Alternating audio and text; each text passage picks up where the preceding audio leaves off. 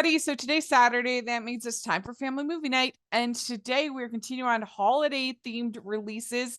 And we're talking about the best Christmas pageant ever. Really, really loved it. I thought it was such a beautiful, touching, sweet holiday film that if I was making a list of new holiday classics, it would definitely be on that list. And so I thought it'd be fun to talk about it, but then also talk about the 1983 film. This was a made for TV movie. It's actually only 48 minutes.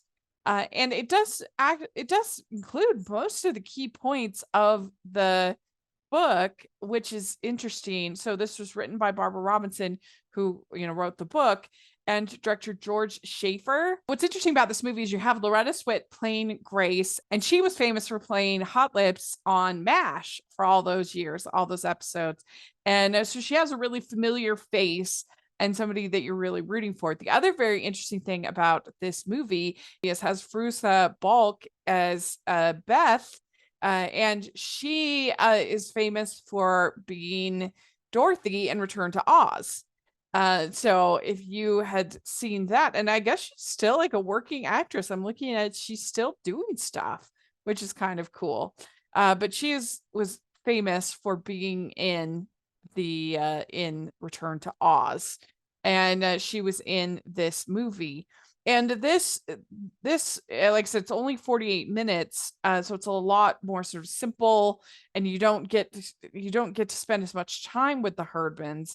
And basically you have these kids, the Herdmans are the worst kids ever, and they sort of invade the pageant, and it's like the bare bones of the story. And of course it's done on like a 1983 TV movie budget, but the whole idea of the community becoming the whole idea of these kids being introduced to the nativity story for the first time, and it becoming this community event, and that's so sweet and so well portrayed in this movie. And I kind of like the charm of that 1983 TV movie budget and aesthetic and all that they do with that. So I think it's fun to watch, and like I said, it's only 48 minutes, so it's not too bad.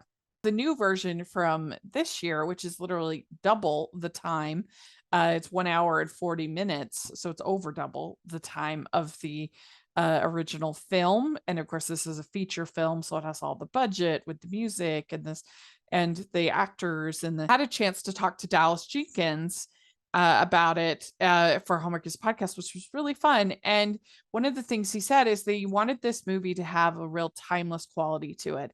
So they did not have it seated in a particular era, in a particular time. It definitely has the feeling of like a late 70s kind of feel to it, but there's actually no like set time, like the cars are from all over and everything's.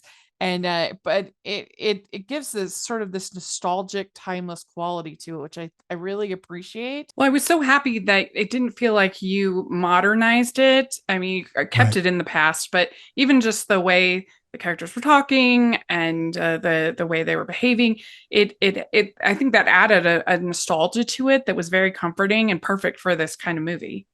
Yeah, everyone who watches it says it feels nostalgic. It feels Yeah. timeless. I intentionally didn't want you to know what decade we were in.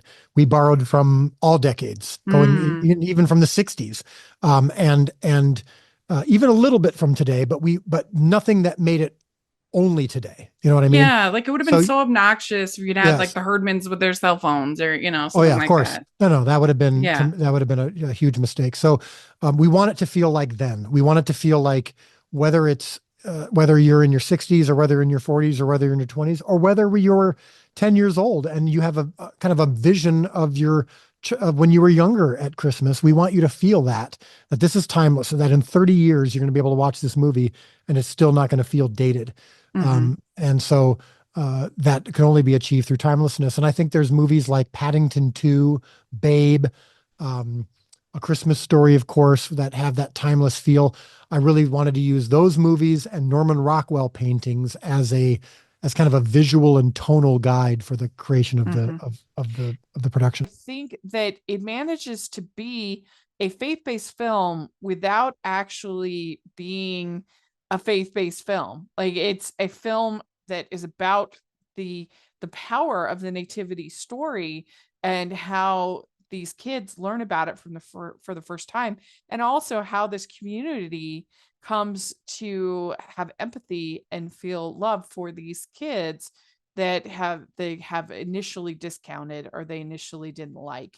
And so they are becoming more Christian through the course of the story. And I asked Dallas if he was trying to make movies, Christian movies for general audiences, or he was trying to make, if he was trying to make, or if he was trying to make blockbusters for Christians. Like, what was he trying? And his answer was very interesting.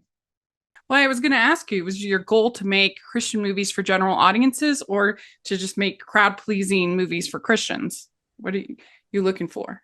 Yeah, I think I would probably think of a third category, which Mm, is a movie for everyone or a mm, TV show for everyone. And I happen to be a Christian, and I'm going to be telling stories that reflect that experience, my and some of my beliefs. But I don't believe that even the term Christian movie can kind of come with it, kind of a weird connotation. Like, well, it's a yeah. movie. Half the cast and crew aren't traditional believers. Does that mean anything? Is the film that it's printed on Christian? It's hard to it's kind Uh-huh. of becomes a funny definition. And so I just, so, you know what? I think it's better when we can just say this is it's certainly a Christmas movie.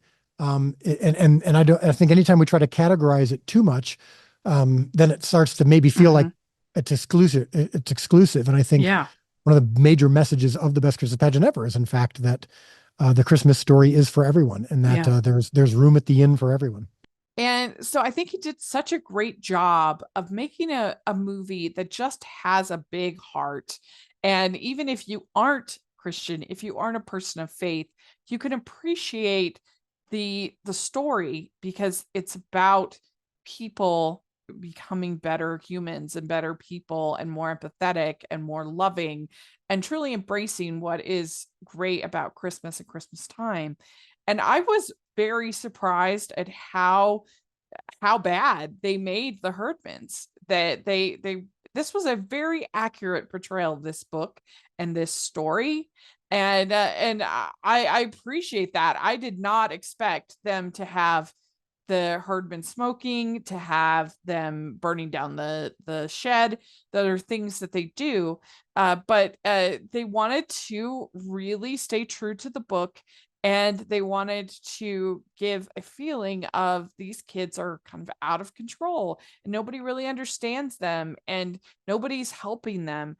And I think if there hadn't been those if I think if they hadn't leaned in as hard as they did with that behavior, then the transformation wouldn't have been as meaningful, and it wouldn't have, because you understand why people are turned off by this, right? If they were just like normal kids doing normal things, then you wouldn't have sort of the transformation for everybody, the community and for the herdmans would not feel as authentic or as earned or as moving. And so that all worked really, really well. And I admire them for having sort of the guts to go there and portray this family, these kids, the way that they did. And I loved their response to hearing the Christ story and being upset about it, because it is upsetting. But we've just heard it so many times that we forget that, like, the what happened to them, and that he had to be born in a stable, and that there was no room in the inn. I mean, that's upsetting, and to see it through these eyes was very moving, and it's just nice in a world where you don't get actual Christmas stories. You get all these romances, which I love. Obviously, I have the Hallmarkies podcast. It was so refreshing to have an actual story about Jesus and the power of his message to change people, and not just the herdmans, to change everybody. That was wonderful. And so I loved the movie. I thought it was so well done, and one of my favorites of the whole year. And I think it was fun to revisit this 1983 one as well. because it has that sort of nostalgia, and it was fun to see that sort of 1983 TV movie aesthetic, and what they could do with it then, and to see what they did now. So that's my thoughts on the movies. I did get to see the musical. I've seen the play many, many times, and it's a one act, very enjoyable. It's very similar to the 1983 film. And I like that. I saw the musical this week, which is a two act. And I kind of prefer the one act play, I think, better than the musical. None of the songs really stood out to me that much. And I just think I like that succinctness and that the tightness of the storytelling in the play. So there we go. That's all my thoughts on all things the best Christmas pageant ever. Let me know what you think of this movie, whether 1983 or 2024, in the comments section. I'll put a link to my interview with Dallas in the description, so make sure you check that out. And thanks so much, everybody, and Merry Christmas. Bye.